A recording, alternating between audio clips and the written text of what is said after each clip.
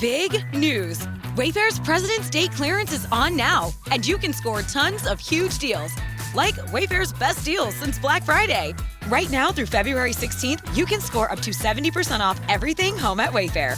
Like up to 50% off mattresses with fast and easy shipping straight to your door. Plus amazing flash deals on President's Day. Shop Wayfair's President's Day clearance now through February 16th. Wayfair, every style, every home. Did they get you to trade your heroes for ghosts? Hot ashes for trees? Hot air for a cool breeze? Cold comfort for change? And did you exchange a walk-on part in the war for a lead role in a cage? A Swift Kick in the Ass, episode 85. All big changes start with a swift kick in the ass. Join the journey of lifelong friends, John Curren and Tom Stewart, as they make conventional thought, bend over and take a boot to the keister. Warning, listeners may notice a force equal to or greater than needed to get your ass moving.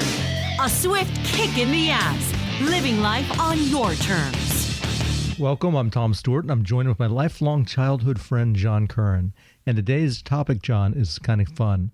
How to think like a virgin. And why you should. How to think like a virgin? Yeah, man. Yeah, well, I think maybe a lot of us think like a virgin, don't we? And what we mean by that is maybe we're a little bit nervous about these experiences that might be coming our way, might be happening, might not. That's kind of a strange play on words, but when we enter new situations, we can be somewhat virgin-like, right? Yeah, I think it's good to be virgin-like, because what happens is it allows you to be humble and go into a situation with open eyes, and you're able to take more in than if you go into a situation thinking you know it all. Then your cup is already full and no one can give you any more information. Let me explain that real quick. There was an old proverb that used to be a martial arts proverb where there's a guy with a teacup, and the student comes and he asks the master, if he can have some tea. And the master says, "I can't give you any tea." And he's like, "Why not?" "Because your cup is already full." Because what happened is the student thought he knew everything. So therefore, the master could not pour any more tea into his cup, because that was representing the knowledge. So if you go with an empty cup, you're able to attain the knowledge that will help you get to where you want to be.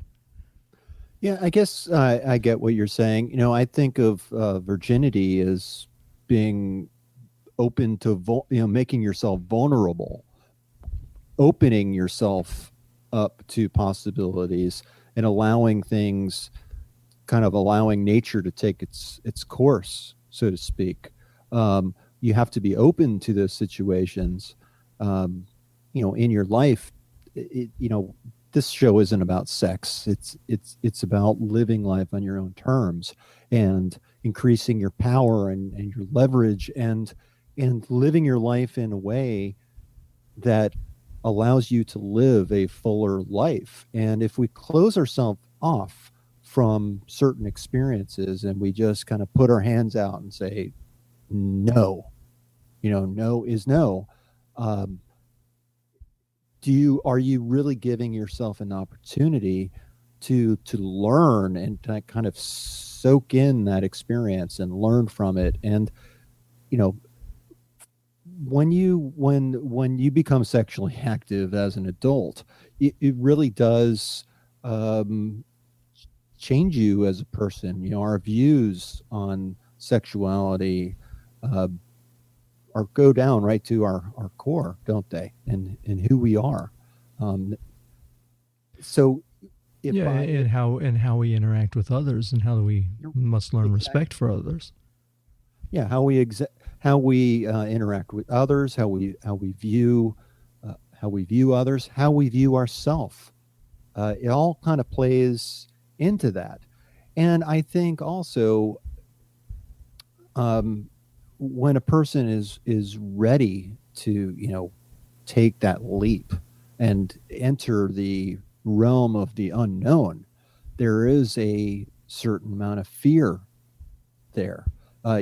You can hear people talking about their experiences, and I mean, think back at middle school, when you really start to, when kids are talking about sex and and everything, and nothing about it. There are a lot of question marks, and there can be a lot of fear associated with that. And that first time is ever, it's really ever so important to do it for the right reasons and to not put yourself in jeopardy or danger with that. I think that it's fear is what keeps us alive.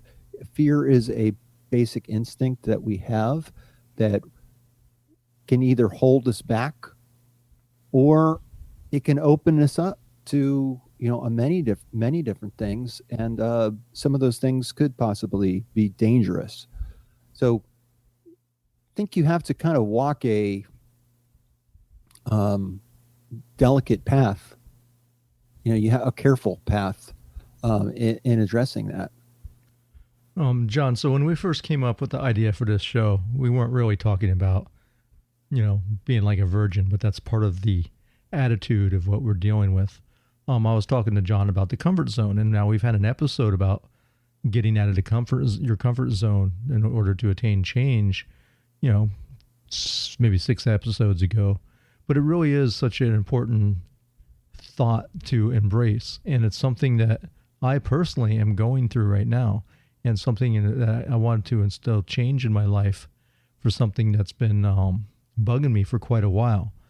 So, I've talked about Brazilian Jiu Jitsu on this show before, and for 8.5 years, me and my wife and my family have been training together under one school. Now, our professor had left 2 years ago to California, and we stayed on with our team, and that was a choice that we made. But most of our team had kind of broke away, and in that time, I've become very I kind of fell into a rut where the training didn't give me the same life that it used to give me. I was missing classes. I wasn't showing up.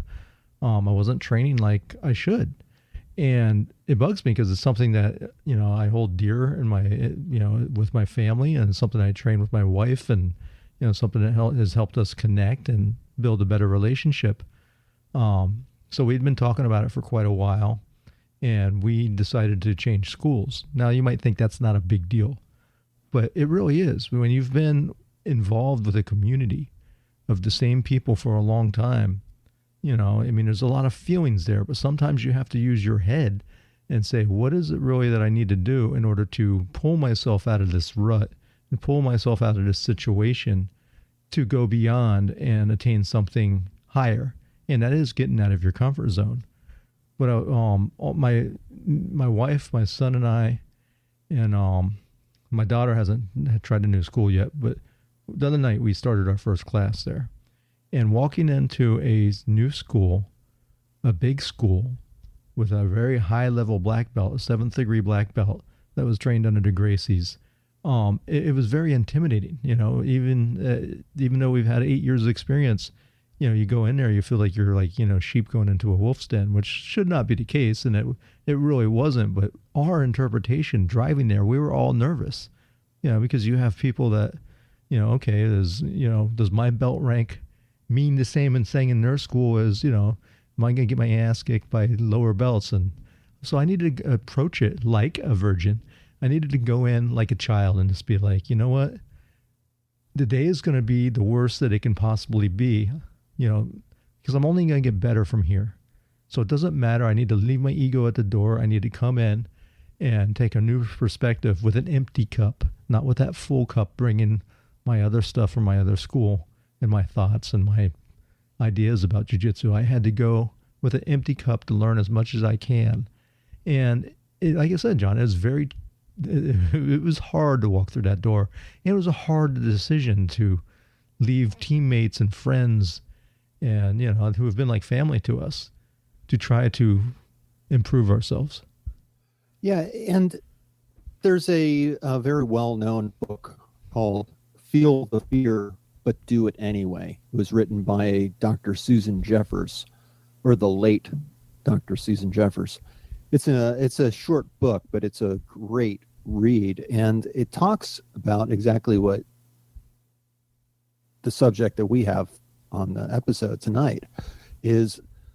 Fear is a very natural feeling, and it goes all the way back to the caveman days. Fear is a tool that we can use to our advantage if we so choose. It's natural to fear new situations. Fear of the unknown is sometimes worse. It's sometimes it's worse than actually knowing. Fear of the known, or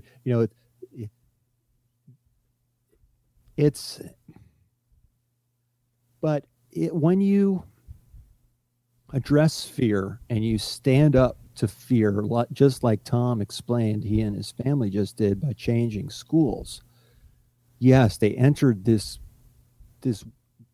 different world, a different training environment, different people, different skill levels, different grading systems in the belts. They really don't exactly know what to expect. And when people don't know what to expect, a lot of times people will hold back and not make that change because they're comfortable, because they're not, they fear the unknown. But when you take that step forward and you kind of, if you can imagine yourself kind of in a circle, and within that circle is your comfort zone. You can operate anywhere within that circle and feel comfortable. But when you start pushing up against that wall, just like Tom did by going to a new school, you're not just pushing through in one little area and making this weird shaped thing that probably looks like a squash. It actually expands the size of the circle. So it's not, you might be pushing out, and addressing your fears in regards to your jiu-jitsu training, but it opens you up to addressing fears in other aspects of your life. It makes it easier to do that. But you have to take that first step. And every time that you do that, you're actually expanding the world of possibilities, because now you have that experience to say, hey, you know what? I was so nervous and so fearful about making this change. And it was like the best thing ever to happen to me, because I've learned so much. I've met these different people. I mean, the benefits of it can go on, forever. But it's living your life in that way, to whereas when opportunities for new experiences come your way, you have a decision to make. And when you open yourself up to those new experiences, now again, not doing anything with just haphazardly, not thinking about it, and not just putting that on autopilot like a lot of people do with their own lives. I guess what I'm saying in short is, don't do stupid things just for the sake of having the experience. But if it's thoughtful and it's considerate and there's purpose behind your actions, you will be expanding your world. And the more you do it, the easier it will become you will become less fearful. I remember back when I don't even know how old I was. I was a kid. I was playing Little League baseball. And I was not very athletic as a kid, at least as far as team sports was concerned. My dad didn't really spend a lot of time with me playing, throwing the baseball around. And that makes two of us. Yeah. What was that? That makes two of us. Yeah. So, I didn't know anything really about baseball. And if I'm to be honest, which I am, I learned baseball from a book. It was like the encyclopedia of baseball. It was a book my mom got for me. It's still fun. I can still remember that book after all these years. That's how I learned how to play baseball, from a book. Well, we all know that reading something in a book and applying it in real life, there's that big difference. Real life experience is much more valuable than the book learning, I think. But they do go hand in hand, and they are both important aspects that we have to consider. But I went to try out for the baseball team, and the coach asked me my name, and I was so nervous. I couldn't even speak. I couldn't even say my name. My stomach was tied up in knots. I mean, I know my hands were sweating. I was probably like in a movie scene where like buckets of water are coming down my forehead. I was just this nervous little tongue-tied kid. And I don't even know how I got my name out. I think I pointed at the list. I couldn't even speak. And now look at me. You can't shut me up. Now I'm long-winded as hell. That's right. I've letting you go on your rant. It's funny you talk about the book. It makes me think, since we were talking about martial arts, of the Karate Kid, the original. And Mr. Miyagi, he was a maintenance guy, and he was inside Daniel's apartment, and Daniel's practicing karate by looking in a book. And, he's like, look, Mr. Miyagi's looking at Daniel do these kicks, and he's like, you learn karate out of a book? And he's just thinking to himself, like, that's not going to work. Right. And obviously it didn't, because Daniel was always getting his butt kicked by the bullies. But it's the same case. You have to learn by waxing cars. You're right. Wax on, wax off. And I remember as a kid doing that. I remember going to the library and checking out these self-defense books, thinking I could learn how to protect myself. But it doesn't work that way. And that's something about jiu-jitsu, that what makes jiu-jitsu very pure and very honest. When I go to a school, or when every jiu-jitsu class, it's different than most martial arts, because what happens is, you do your warm-up, you learn a few moves and techniques, and you drill them. At the end of class, you do something called rolling. And it's wrestling, really. It's wrestling. And so there's no punching and kicking in jiu-jitsu. It's all grappling. But it's grappling that's going to either break your arm or make you pass out, because there's chokes, there's footholds, there's arm bars, there's leg locks, there's all kinds of nasty things that really hurt. And to prevent yourself from getting hurt, when you get caught in that situation, you tap out. So it's very clear when you're wrestling, if someone is your superior, or you don't have your movement down because you're trying something, the techniques that you've learned against a resisting opponent. And it's very, very difficult. I mean, it takes years and years of drilling it and fighting and learning these little intricate moves that you can't move, but you learn anywhere but in, like trying to learn how to swim. If you weren't in the water, you got to be in the water. And that's what happens when you're fighting. And so it's a very honest approach, and it reveals to yourself, and it's very humbling if you're a higher belt and you're getting your ass kicked by a lower belt. And, you're learning because it's making you better, but it's also very humbling. And that's what is the power of jiu-jitsu. And it kind of wakes you up and says, wow, man. It's like, and it doesn't matter. I mean, it could be a little skinny guy that you look at him and don't think anything about him, but he'll beat the crap out of you. Or it could be a big fat guy. I mean, everyone has their strengths, and you never can tell just by looking at someone. Right. And there's a couple things. First of all, knowledge is good, or it can be good. Yes. But if you cannot apply that knowledge, it's pretty much useless. And like you said, using your jiu-jitsu example, if you don't have the experience, when you're in a fight and you're fighting an opponent, you have to quickly adapt to the situation. So if you're I'm not into jiu-jitsu, but I've know enough about sports to say if you're in a competition, you have to compete. You have to answer to whatever that person is throwing at you. So which means that you have to know what you're doing. You have to know what the different options are involved. What can you do, what you can't do as well. And some of those things only experience will teach you. Now, in something I knew more about, I think back about when we were kids, and we ordered a book about how to pick up girls. I remember that one. Yeah, and I'm sure Tom will back me up on this. It doesn't work. It didn't work at all. I'm sure we got our faces slapped more than a few times just trying to follow that book. And I think it was 50 ways to pick up girls. And I'm sure we tried. Well, it gave you a bunch of cheesy pickup lines. Like, if you're in McDonald's, would you like to go on a McDate? That kind of, really, really bad. And we tried them all and we failed miserably. But we eventually got married and settled down and had families. We fell in love with our wives, and we're still learning.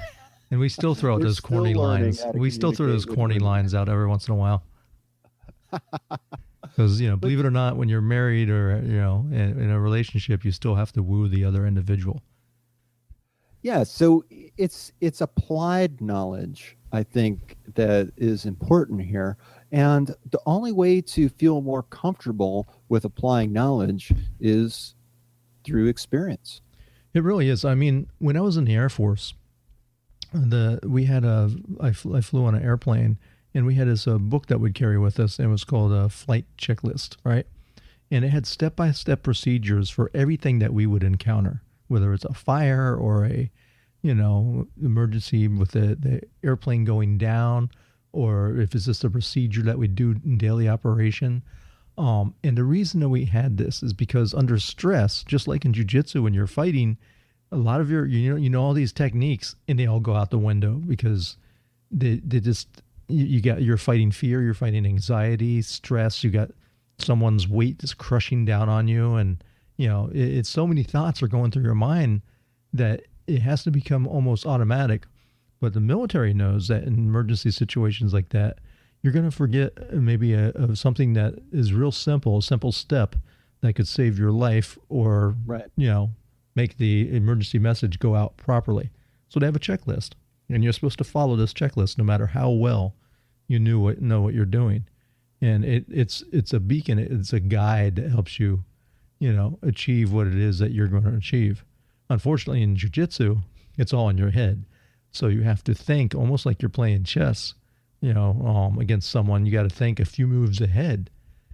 And it's not always easy because you think that they're going to do one thing and then they do something else. And you got to be able to pull out of that arsenal of tricks that you have something to counteract it. Yeah, that's you have to adapt to each situations, and situations change very quickly.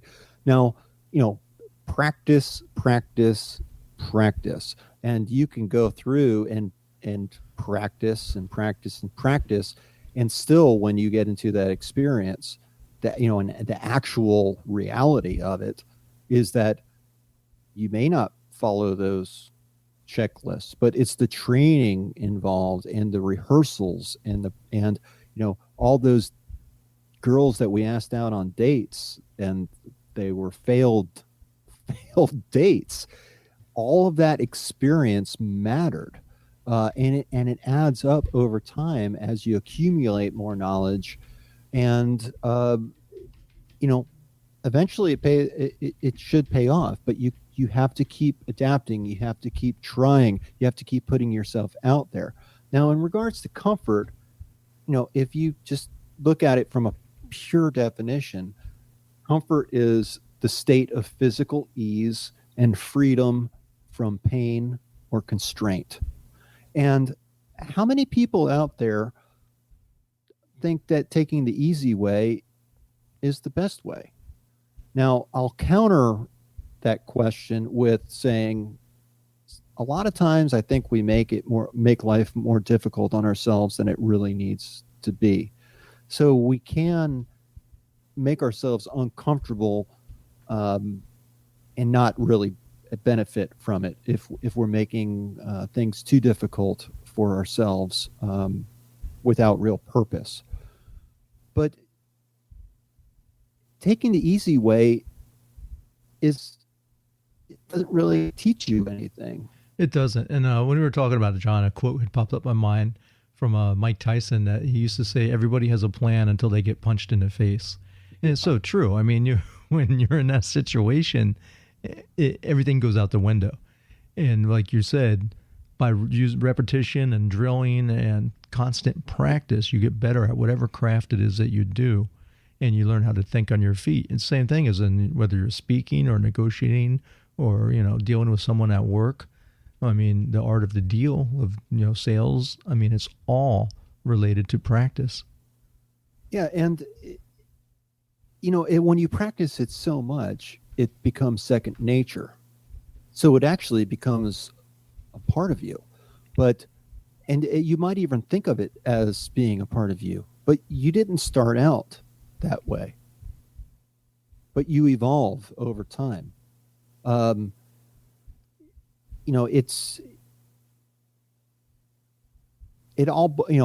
talk about habits on our show a lot, and really all a habit is an action that we take without thinking about it. There's no conscious thought behind the action. And on this show, we talk a lot about having conscious thought and applying that to our actions. And we also talk about how a lot of people just seem to be on autopilot. They're comfortable. They're on this path. They maybe don't mind it so much, or they don't mind it enough to venture off the path. They just continue. It's comfortable. They know it. They know what to expect. They know what to do. And that's the way they live their life. And man, I'm not knocking that at all if that's your thing. But that has never once been my thing, because I think that when we confront fear, when we stand up and we try new things, when we when we take that chance, make ourselves vulnerable and open to new possibilities, it can really just rock your world. Absolutely. It's the way you get the most out of your life. It's where we grow. In that time that you're feeling that anxiety and that fear is the opportunity to grow. That's where change occurs. And you have to put yourself in that situation. If you're always playing it safe, if you're just getting by, if you're insecure, you're just surviving, you're never going to explore new things. You're never going to develop the confidence or the happiness and fulfillment that you really probably, I would imagine, want out of life. And I think a good percentage of the population survives. They stay within their comfort zone, and we're all guilty of this. And it's really hard to push yourself out of that comfort zone. But sometimes you have to take that step, and it could be something little. It could be something that you just want to change in your life. Try something different and, put yourself out there. Yeah. And, sometimes you're going to get that right. Sometimes you're going to get it wrong, and you're going to mess up and make mistakes. And there's something to be learned from that too. I think it was Edison, who, it depends on what story you read, but, if he really invented the light bulb, or if he paid someone to do it and took the credit. But, he had 1,000 different experiments before he invented the light bulb. And what he said, I learned 1,000 different ways, not how that it didn't work. Yeah, that didn't work. And he kept on trying. Now, before the show, Tom, we were talking, and we talked about your level of comfort and how that affects the risks that you're willing to take. And I think you had said that the more comfortable you are, the more risk you're willing to take. I think that makes for an interesting discussion, because I think of it from a financial perspective. If you are in debt, if you don't have money in the bank, and you have these heavenly bills that you have to pay, you're not going to be very comfortable, and you're not going to be willing to take risks, say, at your job, whereas you're dependent on that income from work. So you're going to be risk averse because you don't want anything to screw up that income.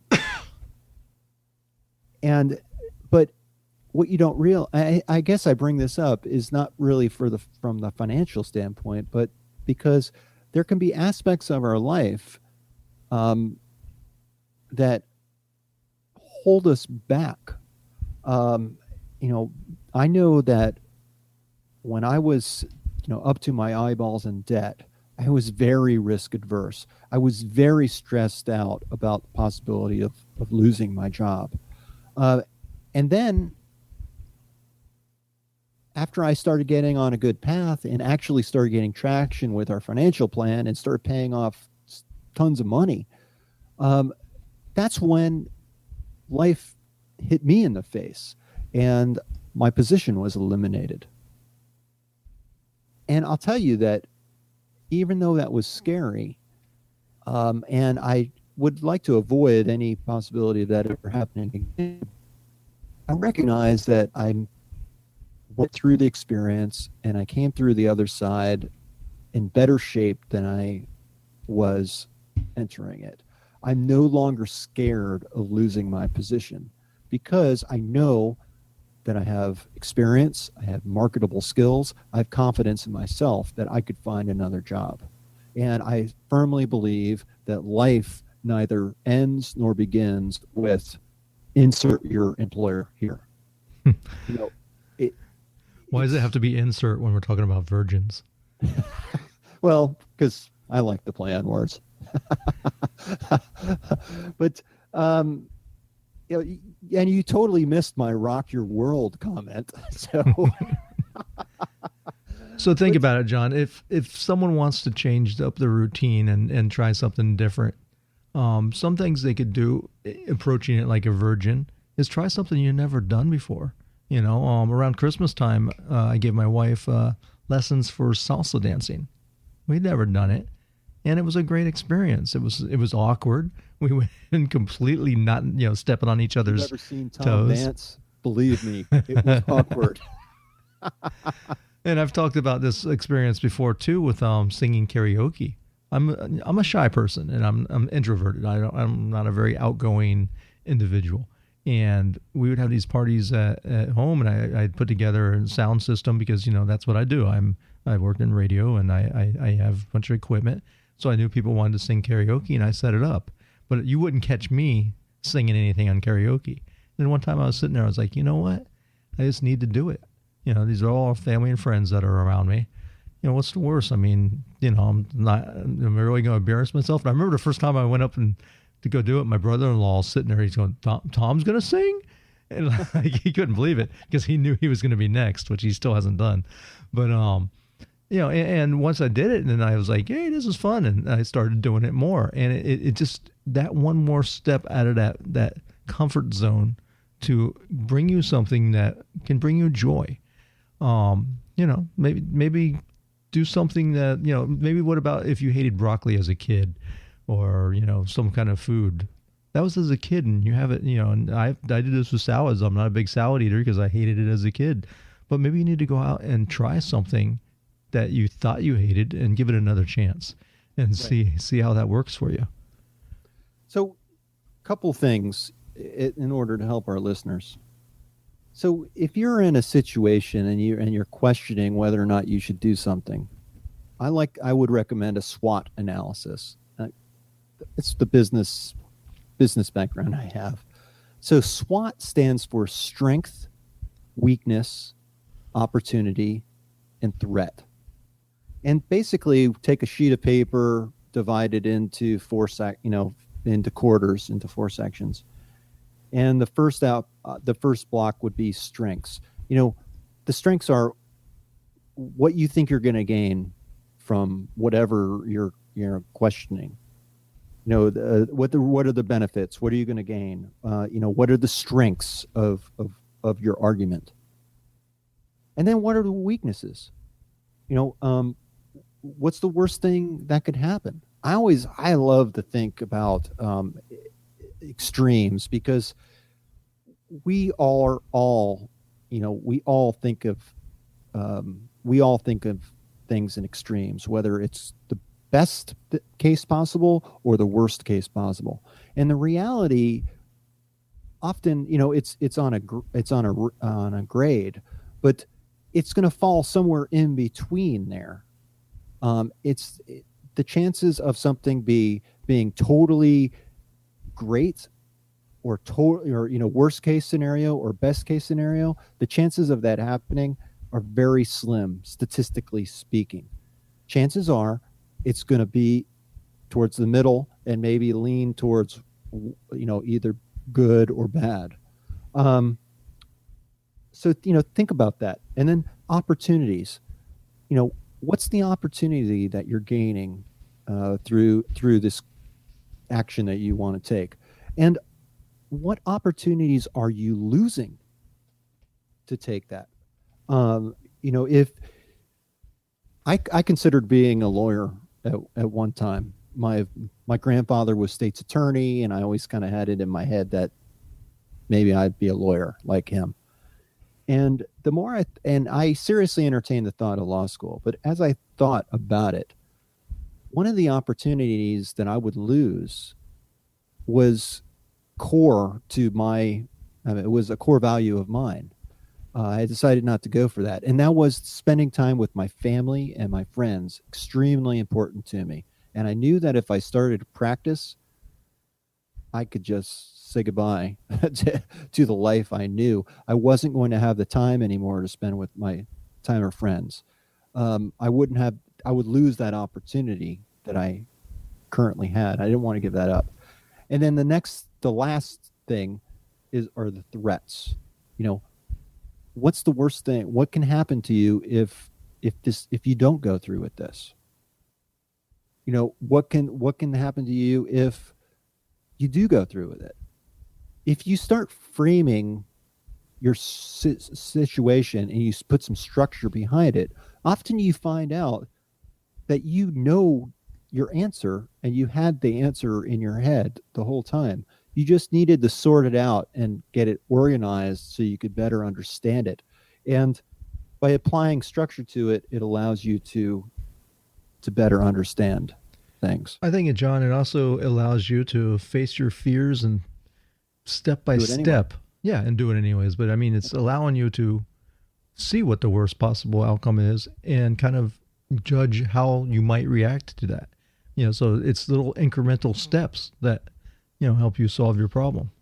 I think it's a great idea. Yeah. One thing too is when you take a step out of your comfort zone, it can be very stressful. But stress is a necessary part of life. And stress always gets this negative connotation about it, but it's necessary because without stress, we would just be blobs. I mean, stress is what gives us structure. It gives us it gives us walls. It gives us something to hold on to. We would be all those people. Did you ever see the cartoon WALL-E about the little robot? And there was the cruise ships, and all the fat people sat around with big gulps, floating in hover chairs, and they're all like not paying attention to each other, and they're just blobs, like you said. Yeah, you become blobs if you are stress free. Now there's actually three parts of stress. There's eustress, which is healthy stress, and that some stress is good, like we're talking about right now on expanding your comfort zone. Yes, it's stressful, but it's healthy. It helps you grow as a person. It gives you these experiences and makes you have a fuller life. But then there's also distress, and that is the negative side of stress. That is the scary part of stress, or the bad part of stress. And prolonged stress like that can be actually very dangerous. It affects we all know it affects your body, increased heart rate, increased blood pressure. You can lose sleep, you lose your appetite. A whole number of things can affect you when you're in distress. And then, so that's one end of the extreme. And then the opposite end of the extreme is actually called relaxation. And that's to where there is no stress.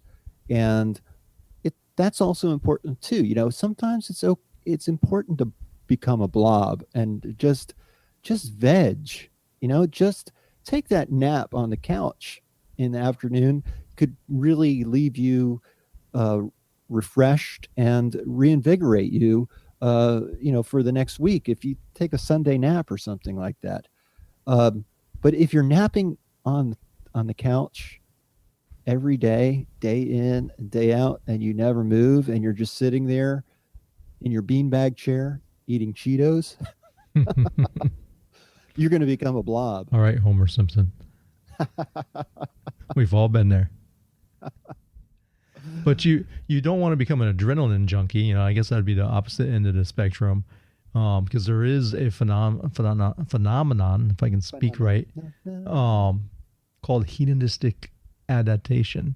And what that is, John, is that you just don't get turned on anymore. It's like you've seen it. It's like, no big deal. It's like watching, 24 hours of porn, and then when you go to have sex, it's like, yeah. So I've seen it. I've been there. I knew a guy who almost destroyed his marriage that way because he was so into porn that his real relationship wasn't doing it for him anymore. It wasn't exciting for him. The porn was more invigorating. I don't know.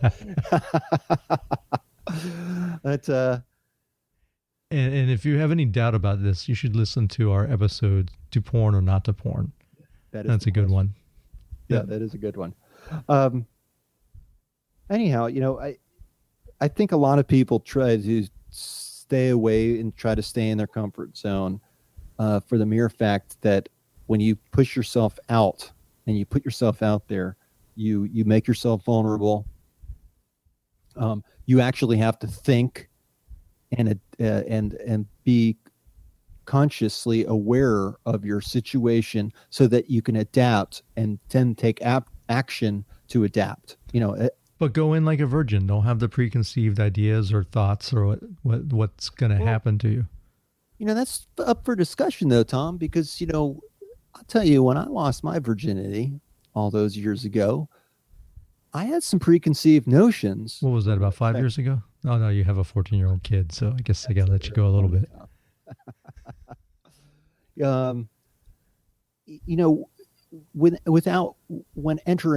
When entering anything new,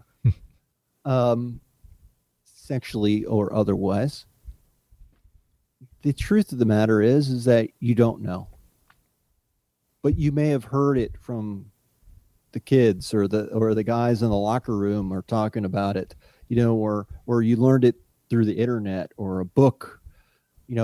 We have these preconceived notions of what the experience is going to be like. And, think about it in terms of a movie. So, and maybe this is why I feel the way I do about Star Wars, Tom. I just thought of this. So back when Star Wars came out, I'm sure Tom could tell you the exact release date. 1977.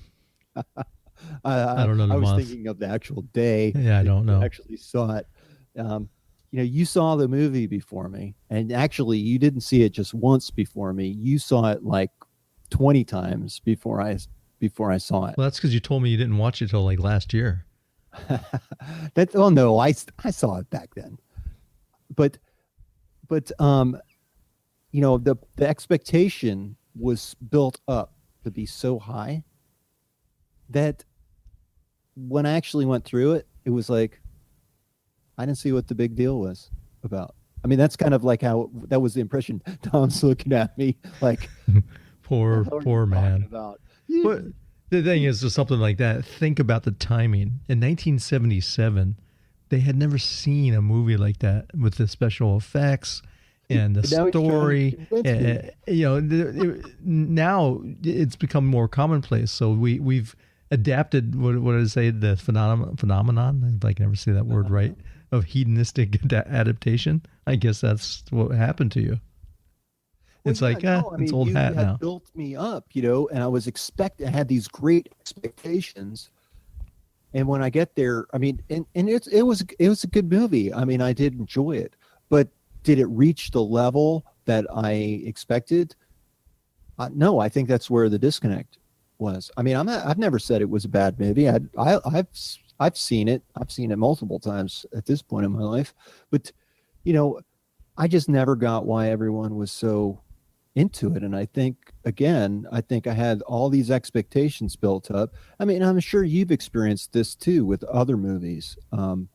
Whereas one of your friends says, "Man, you got to go see this movie, or you have to watch this TV show, or you have to do something.